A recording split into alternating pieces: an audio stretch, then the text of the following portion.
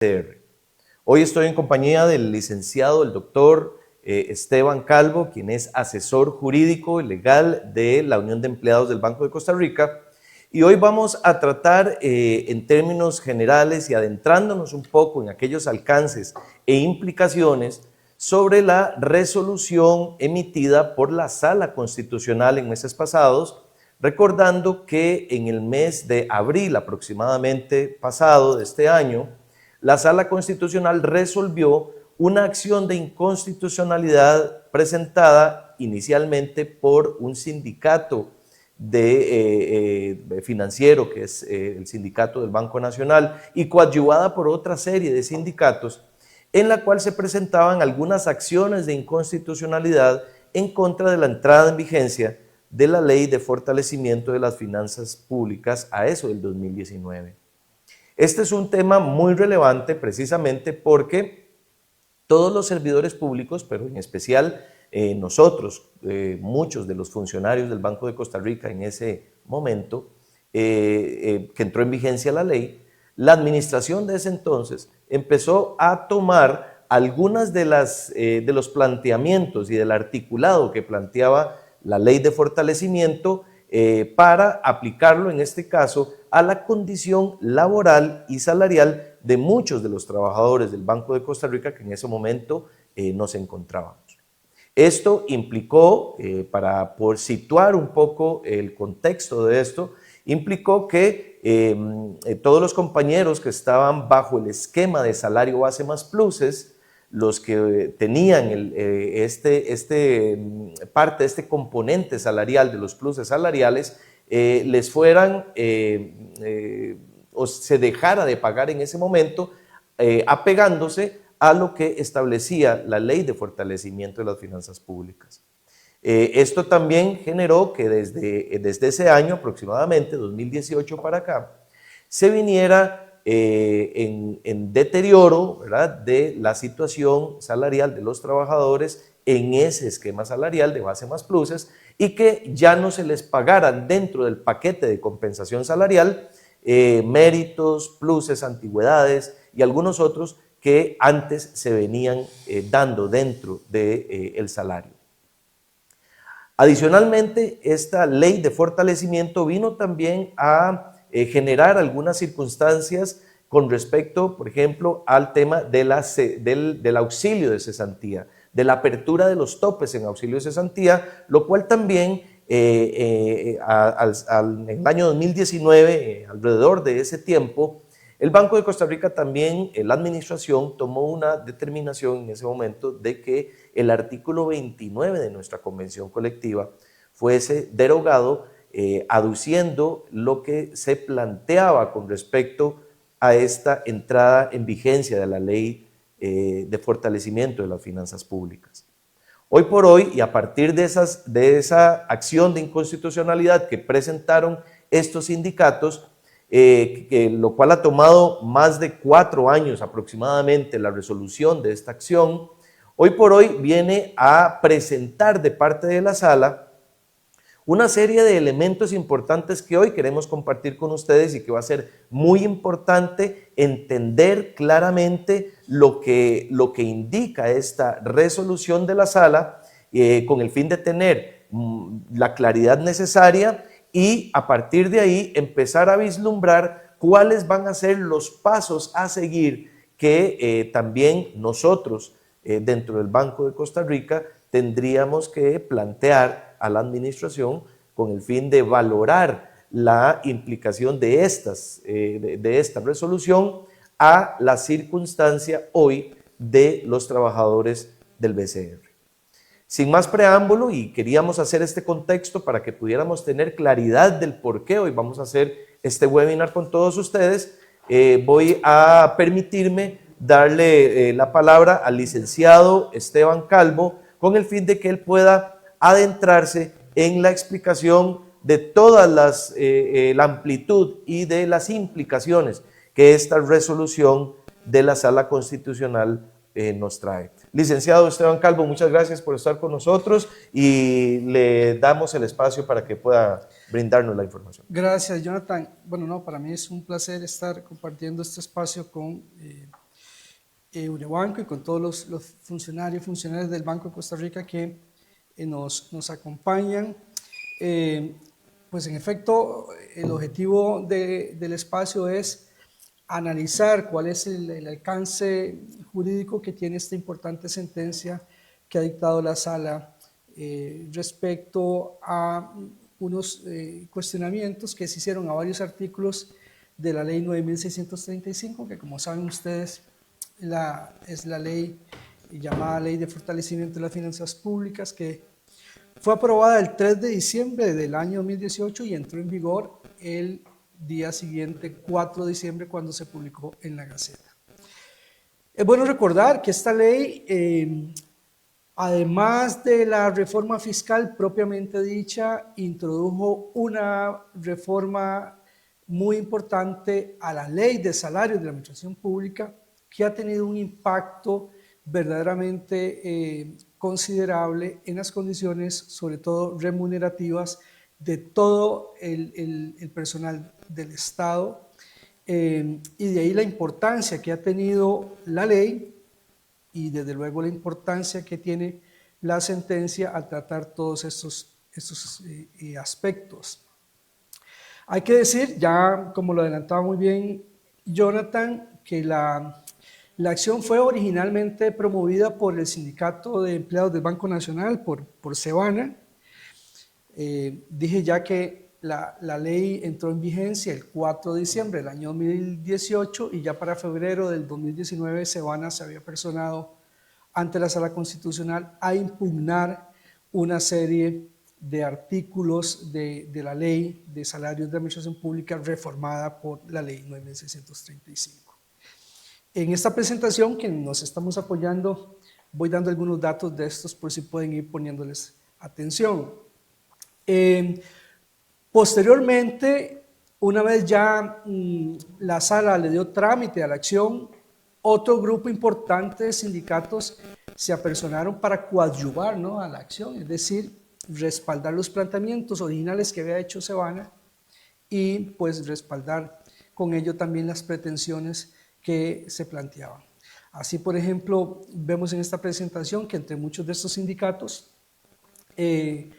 Unebanco se apersonó ante la Sala en fecha del 12 de abril del año 2019 con una serie de argumentos en respaldo de la acción que originalmente se cursaba. Y luego hubo otros sindicatos, entre estos ANEP, CICE, ASDEICE, que son integrantes del Frente Interno de Trabajadores del ICE, más el APSE, interpusieron en acciones por separado otros planteamientos de acción de inconstitucionalidad contra la misma ley 9635. De modo que la Sala lo que hizo, como las acciones iban todas dirigidas contra la misma ley, lo que la Sala llegó en un momento a hacer fue acumular estas otras acciones en la acción original que había planteado SEBANA, por ser esta la que había ingresado en primer orden. Y desde ahí, desde que se dio la acumulación, pues todas las acciones se tramitaron como una sola acción en este expediente que fue el 19.2620 del año 2019. Muy bien, hay que decir que el planteamiento de todas las acciones fue un planteamiento ambicioso. En total se impugnaron más de 25 artículos de la ley y creo que fueron 4 normas transitorias que también fueron impugnadas. En estos cuadros que yo presento aquí vemos todas las normas que fueron impugnadas y luego en color distinto, ya ven ustedes aquí un color como azul, rojo, se destacan el resultado, ¿no? Las normas que fueron declaradas inconstitucionales se destacan en color rojo, mientras que otras normas que la Sala consideró que eran constitucionales, pues se destacan en color azul. Algunas de estas, y ese es el fondo del tema que vamos a abordar hoy, la Sala declara que son constitucionales siempre y cuando se interpreten conforme a la Constitución, de acuerdo con los razonamientos que vamos a ver más adelante. Pero ya esto nos evidencia que la mayor cantidad de normas impugnadas, en realidad la sala terminó avalándolas. Es decir, la sala dice, mire, estas normas son constitucionales siempre y cuando se lleguen a interpretar de acuerdo con los razonamientos que la sala emite en la sentencia y que son las que vamos a ver.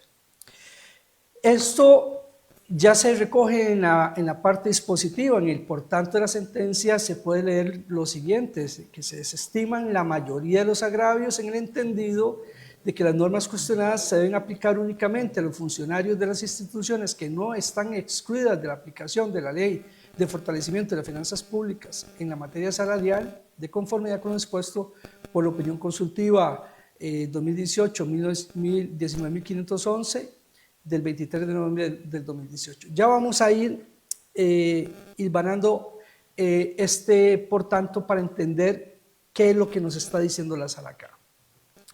Pero de previo a esto y como contexto para entender mejor el alcance de la sentencia, tenemos que decir que en este fallo, que es muy complejo, no solamente por la extensión que tiene, la sentencia se compone de más de 450 páginas, sino también por la cantidad de argumentos sometidos a debate y además de la multiplicidad de actores que participaron en la acción.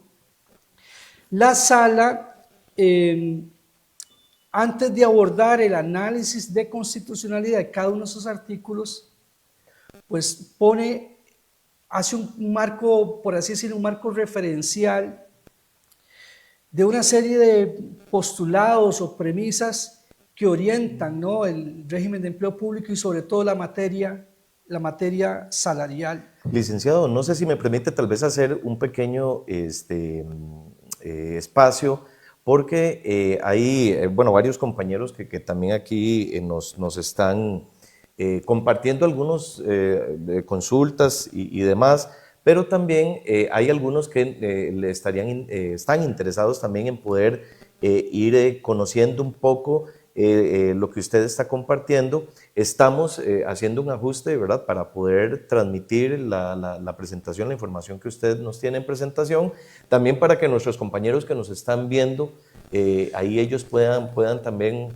accesar al mismo. Agradecemos a todas las personas que hasta este momento nos están acompañando y esperamos más bien que en el transcurso de lo que estamos dando ahora, el licenciado Esteban hizo toda una introducción del origen de la acción, ¿verdad? Y ahora el objetivo es ir adentrándonos un poco a la explicación, no solo del por tanto, que es la que ya se va a referir el licenciado, sino también a aquellos artículos que también de alguna manera van a tener algún posible efecto a lo interno también del BCR. También es importante para cada uno de ustedes indicar que actualmente el sindicato está tomando en consideración el análisis que tanto el licenciado Esteban como los otros asesores que tenemos nosotros en el sindicato,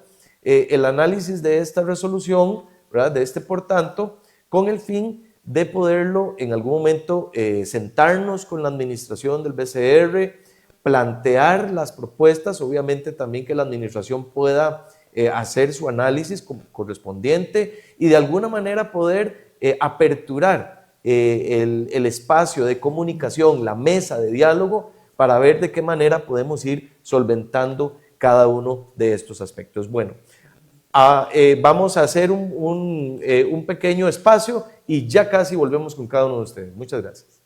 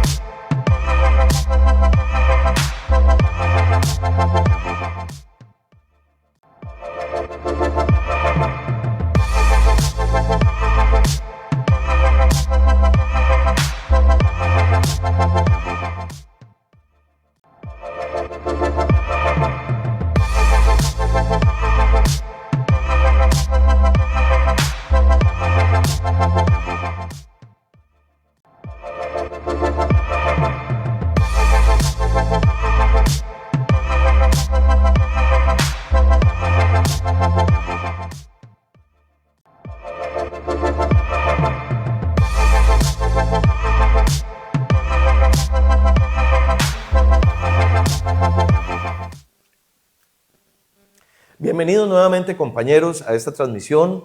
Gracias a cada uno de ustedes por estar con nosotros, por acompañarnos. Es importante recordarle que la fuerza sindical la da usted, el afiliado, aquel que está dispuesto en afiliarse a nosotros, al sindicato, con el fin de hacer una gestión sindical propositiva, adecuada y en búsqueda de aquellos beneficios en las condiciones laborales de todos los trabajadores. Estamos de nuevo aquí en la transmisión de Facebook Live de Unebanco para poder seguir abordando el tema de la resolución de la Sala Constitucional ante la acción de inconstitucionalidad presentada en contra de la Ley de Fortalecimiento de las Finanzas Públicas. Retomamos con el licenciado Esteban para poder conversar nuevamente tal vez algunos aspectos anteriores y darle continuidad a lo que sí. Claro, no, retomamos la idea en la que habíamos quedado señalando que la sentencia en realidad es una sentencia compleja, no solamente por su extensión. Yo decía que la sentencia tiene más de 450 páginas, es decir, es un fallo extenso, sino también es compleja porque los temas que se sometieron a discusión ante la sala son diversos, son complejos también. Hay una infinidad de actores que intervinieron en las acciones. Pero la sala entonces, antes de hacer ya el análisis de constitucionalidad de cada una de las normas que se impugnaron, desarrolla, por así decirlo, como un marco teórico que orienta el razonamiento que luego va desarrollando con cada uno de los artículos impugnados. Y en ese marco teórico, por así decirlo, la sala lo que hace es resaltar una serie de postulados que orientan, por así decirlo, el régimen salarial del sector público. Yo, dada la importancia que tiene esto, hice un resumen, lo hice también pues, siguiendo un orden propio para simplificar el entendimiento de la sentencia. Pero, insisto, la sala se sustenta en estos postulados para luego hacer el análisis de cada uno de los artículos y establecer el veredicto, por así decirlo, ¿no? de si la norma que se analiza es constitucional o si no lo es. ¿Cuáles son estos postulados que la sala destaca? Bueno, en primer lugar, la sala insiste en algo que evidentemente pues, parece incuestionable, y es que es legítimo, dice la sala, que el legislador module todo lo relativo a las remuneraciones del sector público en atención a los objetivos vinculados al equilibrio de las finanzas públicas. Sí, la sala dice, mire, esto de que el legislador pueda aprobar leyes que tengan que ver con el tema salarial del sector público, atendiendo a una realidad económica que tengan el país o que tengan las finanzas públicas, es absolutamente legítimo, y por lo tanto ya desde ahí no se puede poner en duda, ¿no? el origen de la ley que se cuestiona. También la sala dice que los principios de progresividad y no regresividad que han sido invocados por los accionantes en apoyo a la tesis que plantearon en la acción, estos principios, dice la sala, que no implican o no conllevan un derecho a la inmutabilidad del ordenamiento jurídico, ¿verdad? Es decir, la sala dice que nadie tiene un derecho a la inmutabilidad del ordenamiento, es decir, a que las reglas nunca cambien, y en esa medida el legislador cuenta con la potestad de variar las condiciones o requisitos bajo las cuales reconocen diversos pluses salariales en los servidores públicos. Esa premisa la sala la utiliza de manera transversal a través de toda la sentencia para ir analizando los cuestionamientos que se han hecho en todos los artículos. Es decir, la sala dice, mire, el ordenamiento está sujeto a cambios constantes y esos cambios pueden también ser, digamos, regresivos en materia de derechos. Esto de que por el principio de progresividad y no regresividad no se pueda nunca desmejorar un derecho ya obtenido o ya establecido en la legislación no es tan riguroso como como a veces se ha hecho hacer ver, ¿no es cierto? La otra premisa que desarrolla la sala es que esto de que, de que no hay un derecho a la inmutabilidad del ordenamiento procede siempre, y en esto la sala lo destaca, siempre que no se lesionen derechos adquiridos de los servidores o se establezcan reglas irrazonables que lesionen de algún modo principios de orden constitucional como son la razonabilidad, la proporcionalidad, igualdad y no discriminación carente de sustento jurídico. Es decir, la sala aquí lo que está haciendo es dimensionando también el alcance que tiene esa potestad del legislador de ir modificando el ordenamiento o el esquema de remuneraciones, haciendo ver que esos cambios tienen siempre que resguardar, respetar lo que son derechos adquiridos de buena fe. Del mismo modo, ha dicho la sala, no se puede perder de vista que no es válido el vaciamiento de derechos fundamentales de los trabajadores del sector público con el afán de solventar la problemática de las finanzas públicas. Es decir, la sala aquí trata de dimensionar esto de manera equilibrada. Por un lado dice, mire, el legislador puede hacer cambios en el sistema remunerativo del sector público atendiendo a la realidad que tengan las finanzas públicas, pero no es tampoco admisible que en función de resolver un problema de finanzas públicas puedan vaciarse contenido derechos fundamentales. Y eso es muy importante por lo que vamos a ver más adelante. La sala insiste en que en materia de remuneraciones no existe como tal, dice la sala, un derecho fundamental a que el salario se calcule en determinada manera, o que se pague bajo cierta modalidad, o que se calcule sobre ciertos parámetros, sino, dice la sala, en esto el derecho fundamental queda limitado, por así decirlo, a que el monto que se reconozca sea digno y su fijación sea periódica en aras de garantizarle al trabajador la posibilidad de garantizarse a sí mismo y su familia condiciones de dignidad y bienestar.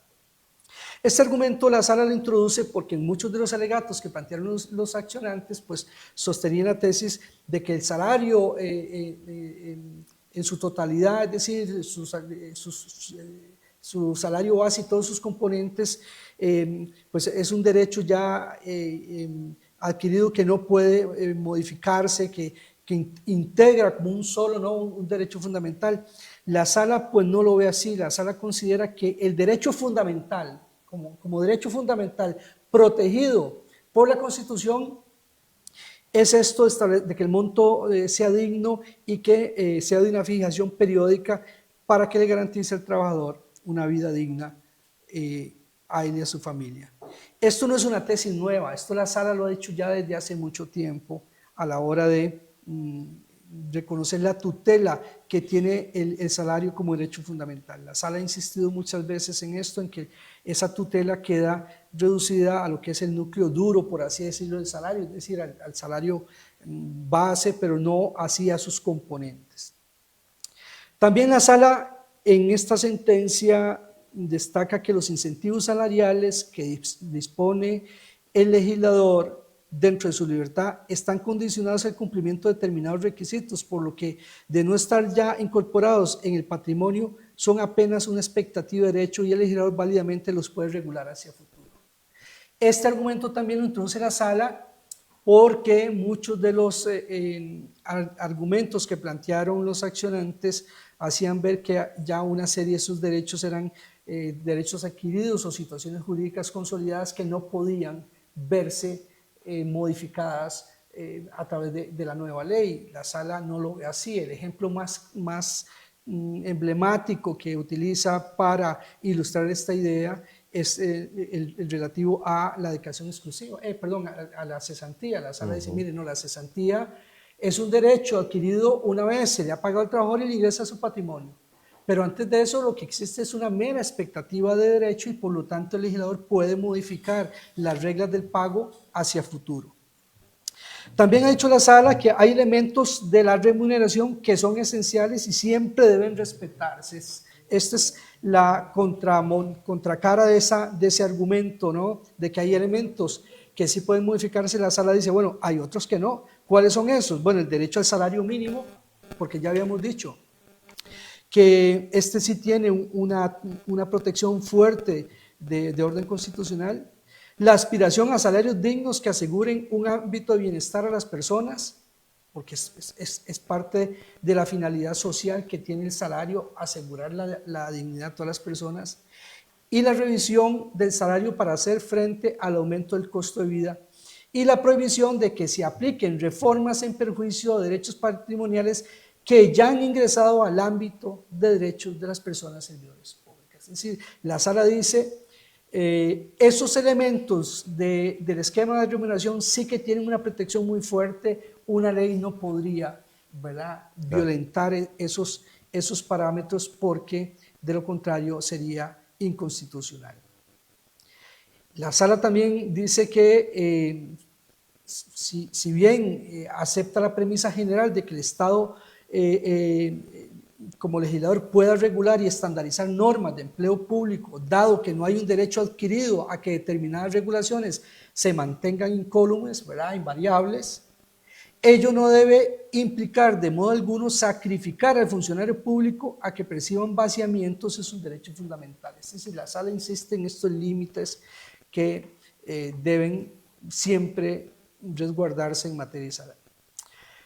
La sala dice que también conviene advertir que las regulaciones relativas a las remuneraciones de los servidores públicos no deben quedarse estancadas. Dice, tal y como se examinó, era sano y necesario que se interviniera a fin de restablecer disposiciones salariales uniformes y vetar aumentos exponenciales que estuvieran fuera de toda realidad económica y social conforme al estado de las finanzas nacionales. Esta idea también tiene dos aristas, ¿verdad? La sala dice, mire, los salarios no tienen que quedar estancados, el legislador puede también revisarlos, pero lo cierto es que esto también lleva a entender que reglas como por ejemplo el congelamiento salarial tampoco pueden permanecer estancadas o permanecer indefinidas en el tiempo, porque eso viola aquellos elementos fundamentales del salario de los que hemos estado hablando. Y esto es digno de destacarse teniendo en cuenta que ya en el sector público vamos más de 5 años que tenemos los salarios congelados. Ya esa situación ya tan prolongada pareciera que empieza o puede verse ya de manera con un problema de orden constitucional. Y termina la sala en ese análisis de premisas advirtiendo que esas regulaciones no deben quedarse congeladas en el tiempo en perjuicio de los servidores públicos, al punto que los salarios no sean atractivos, lo que podría impactar la eficiencia de la administración pública. Es decir, esta situación que tenemos del congelamiento salarial prolongado, esto no trae aparejado solo una afectación subjetiva, personal para los funcionarios públicos, sino también impacta negativamente para la eficiencia de la administración pública. De manera que aquí tenemos todo un tema luego para desarrollar con ese análisis que ha hecho la sala. Bueno, esos son, digamos, las premisas que la sala apunta en primer orden para luego entrar a hacer el análisis de constitucionalidad de todos y cada uno de los artículos que fueron cuestionados. Creo que anteriormente dije que en total fueron más de 25 artículos y creo que 4 transitorios. En estas tablas que yo proyecto aquí se ilustran los artículos cuestionados en color celeste o azul, como lo logren ver. Destacamos las normas que la sala no encontró ningún problema de constitucionalidad, y en color rojo destacamos las normas que la sala declaró inconstitucionales. Como ustedes podrán ver aquí corriendo estas tablas, lo pueden ver aquí. Me voy a devolver. Si ustedes ven, aquí hay una declaratoria de inconstitucionalidad, aquí hay 2 y aquí hay otras, es decir, y unas de estas son repetidas. A lo que quiero destacar para ir aterrizando sobre el alcance de la sentencia es que la mayoría de los artículos que fueron cuestionados, la sala en realidad no les encontró ningún vicio de constitucionalidad. Muchas de ellas, sin embargo, la sala dice que son constitucionales o que no son inconstitucionales siempre y cuando haya de ellas o se haga de ellas una interpretación conforme a la Constitución política, que ya vamos a ver qué es lo que la Sala quiere decir con esto. Pero esto de entrada ya lo encontramos en la parte dispositiva de la sentencia y por tanto empieza señalando la sentencia que se desestiman la mayoría de los agravios en el entendido de que las normas cuestionadas se deben aplicar únicamente a los funcionarios de las instituciones que no están excluidas de la aplicación de la Ley de Fortalecimiento de las Finanzas Públicas. Dicho al contrario, las normas impugnadas no son inconstitucionales siempre y cuando se apliquen solo a aquellos ámbitos que quedaron sometidos al ámbito de aplicación de la ley, y de conformidad con lo dispuesto en la opinión consultiva 19.511 del año 2018, que fue, esta opinión consultiva fue la que la Sala atendió cuando se sometió a consulta lo que entonces era el proyecto de ley 9.635. Es decir, en esta sentencia que estamos analizando, la Sala retoma mucho de lo que había dicho en esta opinión consultiva para resolver cómo lo ha resuelto. Pues bien, ¿qué es lo que hace la Sala? Es decir, ¿qué es lo que la Sala encuentra que no está bien con la Constitución? Bueno, básicamente son los siguientes artículos. Los que no declaró inconstitucionales los vamos a pasar por alto porque fueron la mayoría y nos tomaría mucho tiempo hablar de ellos, y además el análisis pues terminaría en buena medida siendo estéril porque la Sala dice no hay nada que cuestionarle, los artículos son conforme a la Constitución. La Sala sí encontró vicios de inconstitucionalidad en el artículo 57, inciso L, de la ley 9.635, que reformó el artículo 12 de la Ley de Salarios de la Administración Pública, y esta norma lo que establecía es que la anualidad se iba a pagar en la primera quincena del mes de junio de cada año. La Sala entendió que esa disposición pues era arbitraria, era desproporcionada y que pues acarreaba una serie de inconvenientes para los trabajadores. De manera que anuló o encontró inconstitucional esa frase, y solo del artículo solo esa frase. Sin embargo, esta declaratoria de inconstitucionalidad no tiene ningún resultado práctico porque la Ley Marco de Empleo Público, que recuerdan ustedes entró en vigor en el año 2023, ya había reformado ese artículo 12 para volver a establecer que la anualidad se reconocería al mes inmediato siguiente al aniversario de ingreso o reingreso de la persona servidora pública, es decir, que la anualidad se paga cuando se cumple el año, ¿verdad? Entonces, la declaratoria de inconstitucionalidad de esa frase del artículo 12, repito, no tiene ya sentido práctico porque esa inconstitucionalidad fue subsanada a través de la Ley Marco de Empleo Público, ¿verdad? Luego, la Sala encontró inconstitucional el párrafo segundo del artículo 32, que es una norma que tiene que ver con el contrato de dedicación exclusiva. Este artículo, en el párrafo segundo, establecía que la suscripción del contrato se hará en razón de la profesión requerida en el cargo. Y decía también que los funcionarios sujetos por ley al régimen de prohibición no podrán ejercer su profesión o profesiones independientemente de que cumplan o no con los requisitos para hacerse acreedores a la compensación de ese concepto. Es decir, es esto que está en robo lo que la Sala dice, aquí hay un vicio de constitucionalidad, que también lo encuentra en el artículo 33, ¿verdad? Que dice básicamente lo mismo. Para los funcionarios señalados en la ley como posibles beneficiarios de la compensación económica por provisión, no podrán ejercer de manera privada, de forma remunerada o ad honorem, la profesión o las profesiones que ostenten. ¿Qué es lo que dice la Sala de estos dos párrafos? Lo que dice una obviedad, y es que la norma no se entiende. Es decir, la redacción es muy poco clara y ya pues una norma que adolezca de un problema de claridad ya en sí mismo eso es inconstitucional porque la norma tiene que ser clara. Pero además la Sala interpreta dentro de lo que podría entenderse de la redacción que a lo que conlleva es a que haya una prohibición a ejercer libremente la profesión sin que haya una compensación por esa prohibición.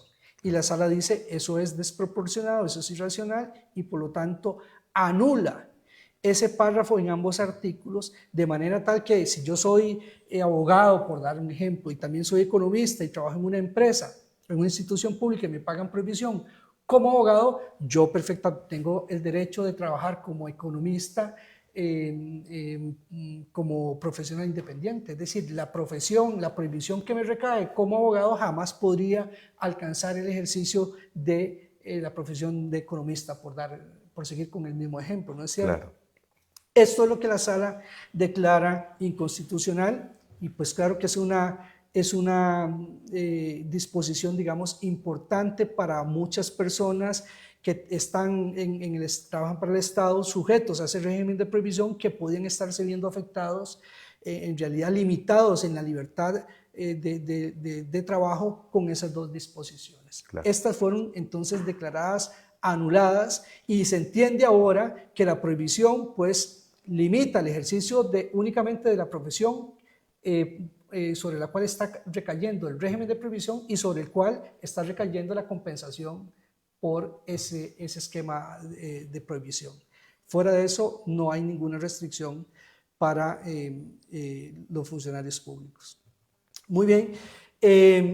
Luego, la sala establece por mayoría que declara inconstitucional el artículo 55 de la Ley de Salarios de Administración Pública y por tanto, dice la sala, todas las disposiciones relacionadas con los pluses cuestionados, a saber, los artículos 39, 50, 54 de la Ley de Salarios de Administración Pública, así como los transitorios 27 y 31 de la Ley de Fortalecimiento de las Finanzas Públicas, en el entendido de que esas normas no son inconstitucionales siempre y cuando, y aquí es donde ya entramos en la parte trascendental de la sentencia, ¿no? La sala dice, estos artículos no son inconstitucionales siempre y cuando se interpreten bajo el entendido de que la restricción para negociar no se aplica a los empleados del sector público que válidamente puedan celebrar convenciones colectivas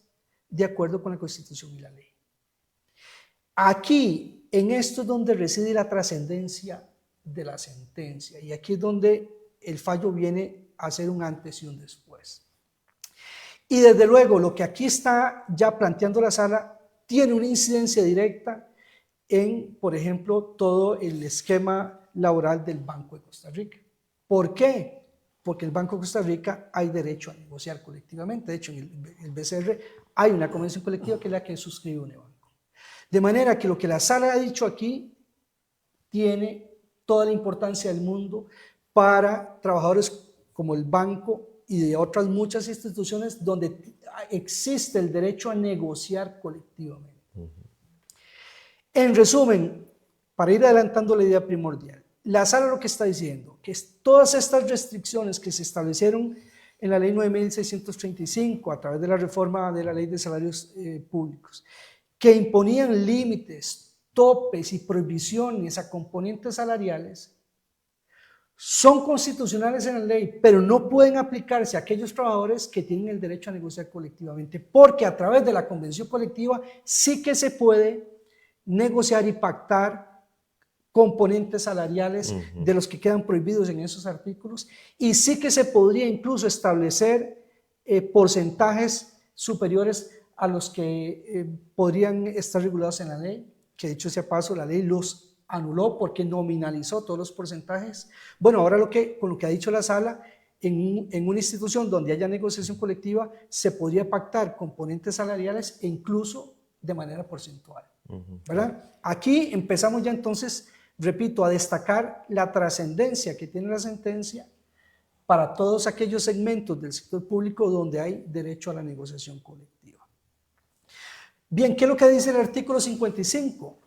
Que, repito, la sala no lo declara inconstitucional siempre y cuando se entienda que no aplica, es decir, lo que dispone este artículo no aplica para aquellos empleados públicos que tienen derecho a la negociación colectiva. El artículo 55 establece una reserva de ley en materia de creación de incentivos y compensaciones, estableciendo que la creación de incentivos o compensaciones o pluses salariales solo podrá realizarse por medio de una ley de la República. Esta norma conllevaba que no se pudiese a través de la negociación colectiva, por ejemplo, en una convención colectiva, crear un plus salarial distinto, llámele usted, no sé, póngale el nombre que quiera, peligrosidad o cualquier cosa. Según esta norma eso no se podía hacer. La sala ha dicho que esa prohibición no puede aplicar a los funcionarios, trabajadores del Estado en general, que tienen derecho a negociar convenciones colectivas. Y de ello entonces se saca la consecuencia. En toda convención colectiva se podría perfectamente pactar la creación de componentes salariales sin que eso implique una transgresión al artículo 55 de la ley 9635. Claro. Es una disposición que tendrá, claro, un alcance muy importante para todos aquellos sectores donde se puede negociar convenciones colectivas. El artículo 39, que es el relativo al auxilio de cesantía, ¿qué es lo que establece ese artículo de la ley 9635? Que, insisto, la sala dice, ese artículo es constitucional, siempre y cuando se interprete que no se puede aplicar a aquellos sectores o aquellos trabajadores del sector público que tienen derecho a la negociación colectiva.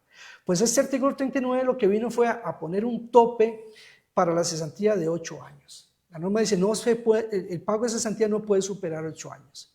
Bueno, la sala interpreta que esa limitación no aplica a las convenciones colectivas y, jalando su propia jurisprudencia de años atrás, vuelve a destacar que en convenciones colectivas se puede pactar cesantía con un tope máximo de 12 años.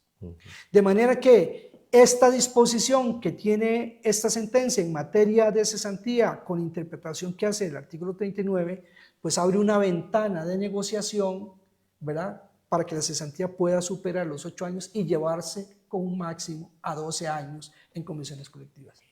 Yo tengo entendido, Jonathan, y vos me lo aclararás mejor, que por ejemplo, este era el supuesto que tenía la convención colectiva del BCR. La convención colectiva del BCR tenía una cesantía de 12 años, vino la ley 9635 y automáticamente el banco dijo, a partir de aquí no pago más de 8 años porque el artículo 39 de la ley 9635 me lo prohíbe. Pues bueno, con esta sentencia ahora quedará claro que esa prohibición no es tal y que por lo tanto en el BCR los trabajadores pueden recuperar el derecho a tener una cesantía de hasta 12 años pactada en su convención colectiva, ¿no? Esto es una disposición que también tiene mucha importancia para todos los trabajadores, funcionarios públicos que puedan negociar convenciones colectivas, específicamente el BCR. El BCR, claro. El artículo 50, esta norma establece que a partir de la entrada en vigencia de esta ley, el incentivo por anualidad de los funcionarios públicos cubiertos por ese título será un monto nominal fijo para cada escala salarial, ¿verdad? Y dice que este monto permanecerá invariable. De igual forma, ese artículo 50 la sala dice que es constitucional, se mantiene en la ley, siempre y cuando se interprete que esa limitación no le aplica a aquellos funcionarios, trabajadores del sector público que tienen derecho a negociar convenciones colectivas.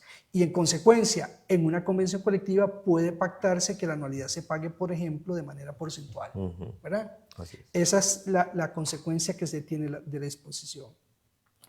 El artículo 54, también establecía la conversión de incentivos en montos nominales fijos. Entonces, por ejemplo, las anualidades que quedaron reducidas a un 1,94 para profesionales, a un 2,50 para no profesionales y automáticamente convertidas en montos nominales. Bueno, el artículo como tal sigue siendo constitucional, está en la ley, pero esas reglas no pueden aplicar a aquellos trabajadores, funcionarios del sector público que tengan derecho a negociar convenciones colectivas. Y por lo tanto, donde haya una convención colectiva podrán pactarse incentivos o montos expresados de manera porcentual e incluso con mecanismos de fijación variable y demás. Es decir, estas disposiciones no aplicarían. Estas restricciones no aplicarían para convenciones colectivas. Y luego, bueno, por mayoría se declaró inconstitucional el transitorio 36. Ese transitorio 36 era una norma transitoria que hacía como un pase, ¿no?, entre las normas que estaban vigentes en convenciones colectivas en materia de cesantía a la aplicación ya plena de la ley con el límite de los 8 años. Bueno, la Sala igual dijo, esto no aplica para convenciones colectivas, bajo el entendido que a través de la negociación colectiva se podrá seguir pactando auxilios de cesantía con topes que superen los 8 años y con un tope máximo de 12 años, ¿verdad? El transitorio 31 también, en él se fijó esto de los montos porcentuales por anualidad. La Sala dice, ese transitorio sigue siendo constitucional, por lo tanto lo que ahí se establece en la ley queda como tal, pero esas limitaciones de porcentajes no aplican para la negociación colectiva y por lo tanto entonces queda abierta la posibilidad para que en una convención colectiva suscrita en el sector público se pueda pactar pagos de anualidades que superen el 1,94 y el 2,54, ¿verdad? Eso es una disposición también con mucha trascendencia. Y luego el transitorio 36, que la Sala lo declaró inconstitucional, que básicamente le imponía a los jerarcas la obligación de denunciar las convenciones colectivas al fenecimiento del plazo. La Sala dice que eso viola el derecho a la negociación colectiva. Esto quiere decir que en una institución pública donde haya una convención colectiva y vence el plazo natural, el jerarca puede acordar con el sindicato prorrogarla por un periodo adicional, no está obligado a denunciarla como se establecía en el transitorio 36. Ese transitorio fue declarado inconstitucional en toda su dimensión. Bueno, y eso es de manera muy resumida los alcances. Termino entonces así a modo de conclusión diciendo que esta sentencia, la trascendencia de esta sentencia radica en la habilitación que la Sala viene a reiterar, porque ya lo he dicho en otras ocasiones. Lo que pasa es que en esta ha sido más clara, más específica, pero es la habilitación que tiene el derecho de la negociación colectiva, de modo tal que a través de la negociación colectiva, a través de la suscripción de instrumentos de negociación colectiva como convenciones colectivas, se puede seguir pactando componentes salariales, se pueden seguir estableciendo componentes salariales en términos porcentuales, se puede pactar cesantía por encima de los 8 años, se pueden crear componentes salariales, es decir, todo ese cúmulo de restricciones, prohibiciones que en materia de componentes salariales estableció la ley 9.635 no son de aplicación para aquellos sectores del sector público que tienen el derecho a la negociación colectiva. Ahí es donde radica la trascendencia de la sentencia que estamos comentando. Y bueno, abro el espacio por si hay preguntas, opiniones y demás. Claro, claro que sí, licenciado. Bueno, más bien agradecerle muchísimo por la amplitud de la explicación, y aquí hay algo creo que muy relevante para todos los compañeros del BCR que han podido acompañarnos durante la transmisión y que posiblemente después van a poder ver la transmisión porque la misma va a quedar grabada en nuestro Facebook de Unebanco, al cual también desde ya le invitamos para que pueda compartir el link de la transmisión y que de esta manera usted también pueda tener una amplitud de conocimiento en cuanto a las implicaciones de la resolución de la Sala Constitucional ante esta acción de inconstitucionalidad presentada en años anteriores. Aquí lo importante, compañeros, de resaltar, si lo pudiéramos poner en esta perspectiva, es que la importancia de que un sindicato como la Unión de Empleados del Banco de Costa Rica, el sindicato del Banco de Costa Rica, tenga hoy por hoy una convención colectiva vigente y que estemos de cara a una próxima homologación de una quinta convención colectiva, es algo realmente relevante, porque es lo que nos da la oportunidad hoy, según lo esgrimido por la Sala Constitucional, de poder incorporar, abrir la mesa de negociación, ¿verdad? La mesa de conversación con la administración para incorporar en convención colectiva o habilitar aquellos artículos que estuvieron anteriormente en convención colectiva, habilitarlos de nuevo bajo siempre todo el ámbito, ¿verdad?, de legalidad que hoy por hoy nuestras leyes nos permitan. ¿Qué significa esto? Bueno, que de alguna manera nosotros vamos a ir de cara, licenciado, a plantear todas las propuestas correspondientes con respecto, por ejemplo, al artículo de auxilio de cesantía, el cual fue en su momento solicitado por la administración del banco en aquellos años para la derogatoria de este artículo, trayendo consigo las implicaciones que esto conlleva. Hoy por hoy la sala está diciendo, ok, si hay un artículo dentro de convención colectiva que regule todo el tema del auxilio de cesantía, es posible, es factible, es legal, es constitucional que se mantenga para que los trabajadores puedan también estar cubiertos en este ámbito. Pero los otros elementos relacionados con los pluses salariales también de alguna manera nos va a permitir incidir correspondientemente, hacer las gestiones que nos corresponden como sindicato ante la administración, para que todos los compañeros que estaban sujetos, que hoy están sujetos al esquema de salario base más pluses, puedan de alguna u otra manera volver a retomar todos los elementos que son parte del paquete de compensación salarial con respecto a pluses y de alguna manera poder buscar algunas alternativas y propuestas en este ámbito. Y así de algunos otros, para no ampliar más el tiempo que tenemos y dirigirnos a algunas de las consultas que de manera previa muchos compañeros ya nos hicieron y que hoy las vamos a compartir con ustedes, las vamos a leer, y también algunas de las que nos han escrito también dentro de la transmisión del Facebook Live. Y licenciado, aquí hay algunas que tal vez podemos iniciar, y dentro de algunas de las consultas que nos hicieron son las siguientes, y nos dicen los compañeros: se tiene entendido que el esquema de pago semanal se cambió y nosotros de alguna manera lo perdimos por esta ley, por la entrada en vigencia de la ley 9365.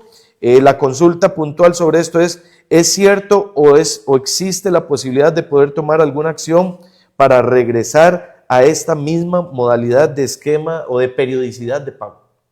Sí, en efecto, la sala aborda el análisis de este tema específico, por ejemplo, la conversión de incentivos en montos nominales o la modalidad de pago, y lo leo aquí, que lo tengo, dice, por tanto, esta sala advirtió que este tipo de disposiciones, es decir, transformar un monto porcentual en un monto nominal, o incluso la misma modalidad de pago, si es semanal, etcétera, ¿verdad?, o quincenal, son legítimas siempre y cuando se deje a salvo la posibilidad de aquellos servidores públicos que no participan de la gestión pública de negociar mejoras salariales dentro de los márgenes de razonabilidad, proporcionalidad y correcta disposición de los fondos públicos, en cuyo caso la nominalización a futuro de incentivos salariales y los argumentos planteados por los accionantes no luce como un vaciamiento de los derechos fundamentales. Es decir, la sala creo que está diciendo, vea, esas disposiciones de transformar los pagos de monto porcentual a monto nominal o fijar una modalidad de pago, ¿verdad?, que la sala dice es constitucional, se mantienen en la ley, esas disposiciones no se pueden imponer a fuerza de ley en la negociación colectiva. La negociación colectiva, a través de la negociación colectiva las partes tendrían, por ejemplo, la posibilidad de pactar que la modalidad de salario sea distinta. Eso queda habilitado. Claro.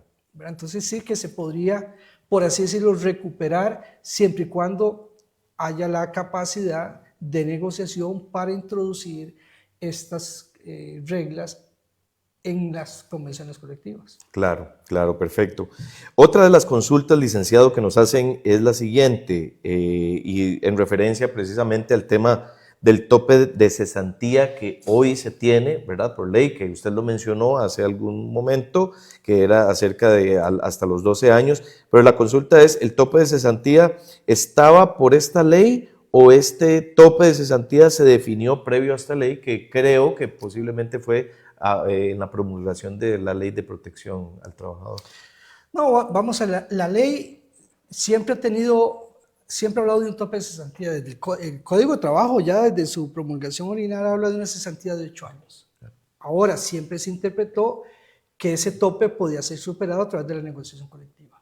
Luego vino la ley 9.635 y refuerza ese tope y pues se hace entender que a partir de este momento, de que se aprueba la ley 9.635, ya no puede por ninguna vía haber o establecerse pagos de cesantía superiores a los 8 años. Lo que esta sentencia viene a aclarar es que eso no es así, que a través de la negociación colectiva se puede seguir pactando auxilio de cesantía con topes que superen los 8 años, siempre y cuando no se rebase el tope de los 12 años que lo ha puesto la sala. Desde mi punto de vista, esa imposición de la sala es cuestionable, pero bueno, la sala ha dicho se puede hasta los 12 años. De manera que con esta sentencia, pues se aclara esa discusión que se tenía de si se podía o no. Ya hoy en día está claro, sí se puede pactar cesantía en convenciones colectivas rompiendo ese tope de los 8 años. Claro. Ok, eso está bastante claro por dicha y creo que hacia eso también va a ser parte de la gestión que como sindicato vamos a llevar a cabo.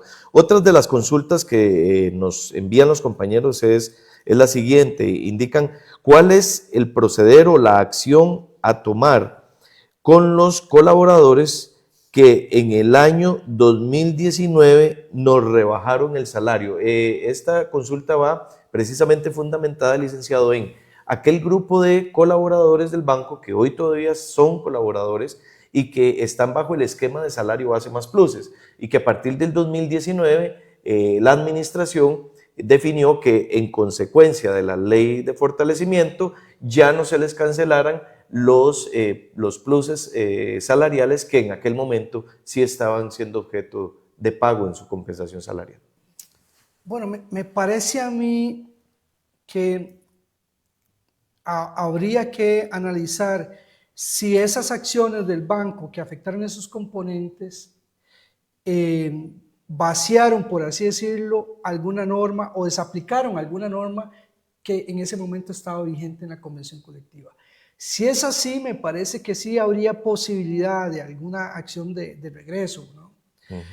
Pero si estamos hablando de algún componente que no estaba contemplado en la convención colectiva, no lo creo. ¿Por qué razón? Por lo que ya hemos venido explicando, la sala ha dicho que esas limitaciones, esas restricciones que están en la ley siguen siendo constitucionales, es decir, la sala no ha anulado, ¿verdad?, ninguna de esas disposiciones de la ley 9.635. Lo que la sala está diciendo es que esas limitaciones no pueden imponerse a la negociación colectiva. Entonces, supongamos que no creo que sea el caso, pero que en la convención colectiva de Unebanco para el enero del 2019 hubiese un componente salarial que se expresaba, por ejemplo, en un porcentaje, y que a partir de enero el banco dijo, mire, yo desaplico esa norma porque tengo que nominalizar el monto porque así me lo impone la ley. Ahí, de acuerdo con lo que ha resuelto la sala, pareciera que esa acción hoy en día quedaría sin sustento y que podría revisarse lo actuado para pensar en una posible acción de regreso. Pero repito, tienen que ser componentes salariales que estuviesen contemplados en la convención colectiva para poder hacer un análisis, una revisión de lo acontecido.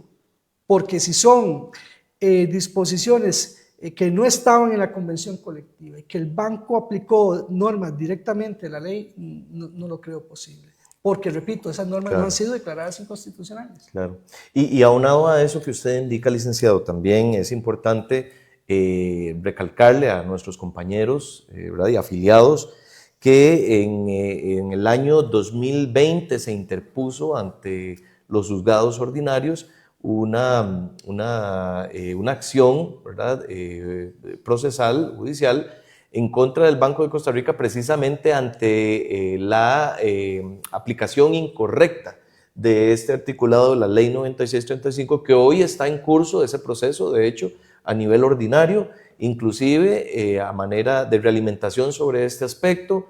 Hemos estado dándole seguimiento a este proceso y el proceso, aunque fue desagregado por cada uno de los compañeros que participaron en este proceso, los jueces en este estaban en etapa de resolución de sentencia. Sin embargo, antes de que los jueces dieran esa resolución de sentencia, ellos decidieron esperar a que saliera precisamente esta resolución de la Sala Constitucional con el fin de poder entender lo que los magistrados estaban indicando, ¿verdad?, como resolución de la acción de inconstitucionalidad y por ende traerlo ya ahora sí a un nivel ordinario de los juzgados. Entonces, este es un proceso que está activo, un proceso en el que nosotros como sindicato seguiremos dándole seguimiento, ¿verdad?, con los asesores legales que están llevando a cabo este proceso y que en el momento en que ya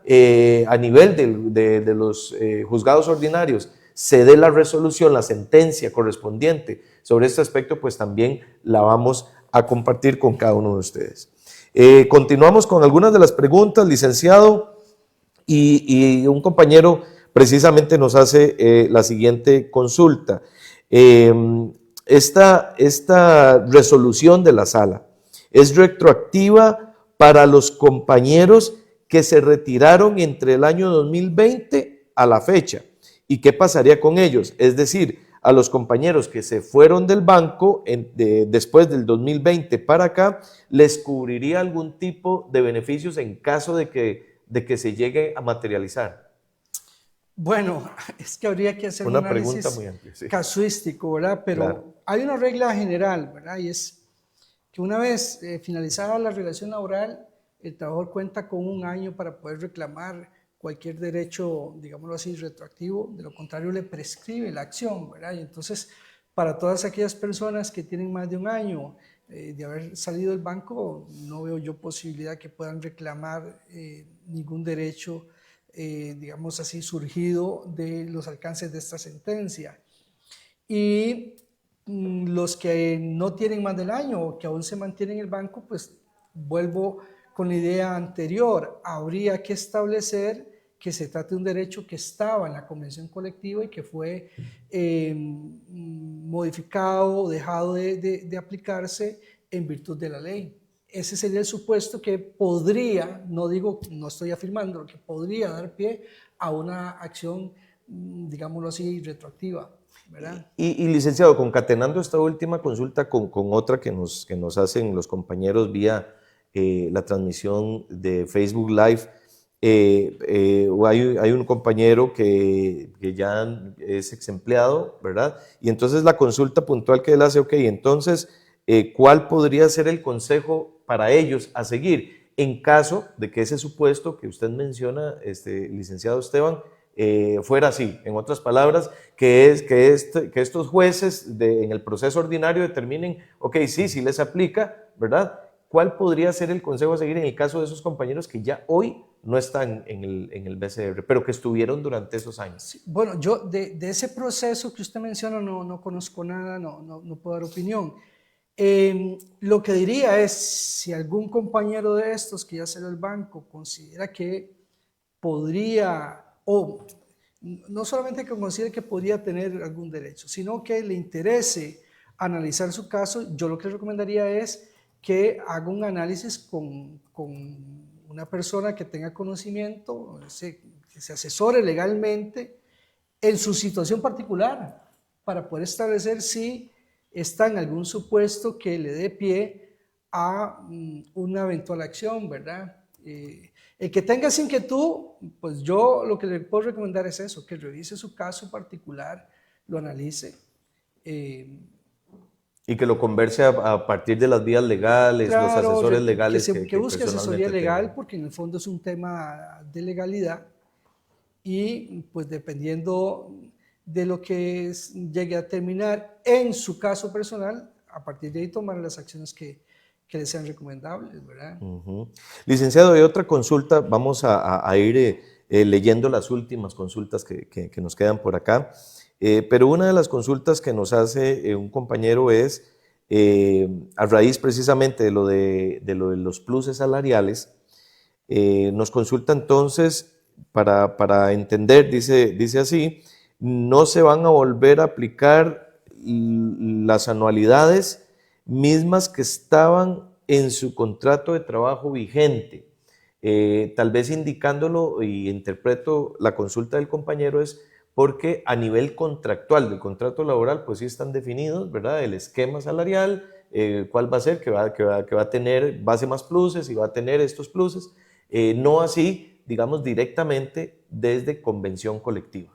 No, por eso. Si para el que tiene el pago una anualidad, digamos, fijada en su contrato y se ha fijado en contrato con base en lo que establece la ley y en la convención no hay ninguna norma relativa a anualidades, aquí no hay nada que revisar. El artículo que regula el tema de anualidades, incluso el transitorio que fija la anualidad en 1.94 para profesionales, en 2.5 para no profesionales, esa norma, insisto, esa norma está vigente, la sala no la declaró inconstitucional. Claro. De modo que si en mi contrato está pactado que me pagan una anualidad al 1.94 con base en lo que establece la ley de salarios de administración pública, yo no puedo hacer nada, no tengo derecho a reclamar nada. El derecho me surgiría a partir del momento en que haya una norma en la convención colectiva que establezca un pago de anualidad o por concepto de anualidad con reglas distintas. Ese es el supuesto que queda resguardado por el alcance que tiene la sala, de la sentencia de la sala. Que en ese caso tendríamos pues que también esperar caso, para ver cómo se va a plantear. Usted me lo dirá, no, si la convención vigente del BCR no tiene ninguna disposición en materia de anualidades, lo que aplica es lo que establece la ley, porque insisto, esto no fue declarado inconstitucional. Ahora bien, en un proceso de renegociación de la convención colectiva, claro que los trabajadores del banco a través del sindicato podrían pactar con el banco el pago de una anualidad que supere ese porcentaje y que se pague de manera porcentual y no de manera nominalizada, por ejemplo. ¿Por qué? Claro. Porque eso es lo que ha dicho la sentencia, que esas limitaciones no aplican a la negociación colectiva, ¿verdad? Perfecto. Y hay otra consulta que nos hace un compañero precisamente a partir de la explicación que usted nos indica, licenciado, y es, tal vez la consulta de él dice, ¿por qué nos están aplicando la ley del empleado? Y creo que tal vez voy a parafrasear la consulta que hace el compañero, es precisamente sobre la ley marco de empleo público, si los bancos quedaron fuera del alcance de dicha ley. Bueno, yo no sé, eso lo aclarará usted, Jonathan, si en el Banco de Costa Rica se está aplicando la ley marco de empleo público o no. Lo que sí yo puedo decir es que efectivamente esa ley no aplica a ninguna empresa del Estado que realice actividad comercial en régimen de competencia, como es el caso de los bancos, porque hay una norma, es el artículo 2 o 3, que excluye de manera expresa de la aplicación de la ley a todas estas empresas estatales, entre ellas a los bancos del Estado. Entonces, la ley, para decirlo en términos muy generales, la ley marco de empleo público no tiene nada que ver con los bancos del Estado. Bueno, licenciado, creo que vamos a llegar hasta acá por el tema de las consultas y también por el tiempo que también tenemos acá. Lo que podemos decirle a los demás compañeros que de alguna manera han estado con nosotros en la transmisión, varias de las consultas que posteriormente nos han hecho llegar, las vamos a anotar, vamos luego a compartirlas con el licenciado para poderles enviar una respuesta o las vamos a publicar de alguna manera, ¿verdad? Para que también, si usted estuvo ahí presente y usted fue el que hizo la consulta, pues también pueda ver la respuesta correspondiente. Nos queda solamente, licenciado, bueno, agradecerle mucho a usted de verdad por la oportunidad y por toda la explicación. No, para nada, gracias por invitarme, yo encantado, de verdad. Y también agradecerles a cada uno de ustedes, todos los compañeros, miembros, afiliados al sindicato que han estado durante esta transmisión, y también a todos los compañeros del Banco de Costa Rica, invitarles, si usted no está afiliado al sindicato, este es el momento donde usted puede hacerlo. Necesitamos un sindicato siempre fuerte para que ante circunstancias como estas, en las cuales requerimos de una fuerza de negociación con la administración, esto es muy importante, de que podamos tener el músculo necesario para poder llevar este y otros temas y sentarnos con la administración y siempre buscar lo mejor dentro de las condiciones laborales y lo que a derecho le asiste a todos los trabajadores del Banco de Costa Rica, y esa es la responsabilidad nuestra también como sindicato. Les agradecemos muchísimo a todos ustedes por su atenta y cordial atención a esta transmisión. Gracias a los compañeros también de comunicación que estuvieron con nosotros y les deseamos para esta tarde-noche un feliz fin de semana. Gracias.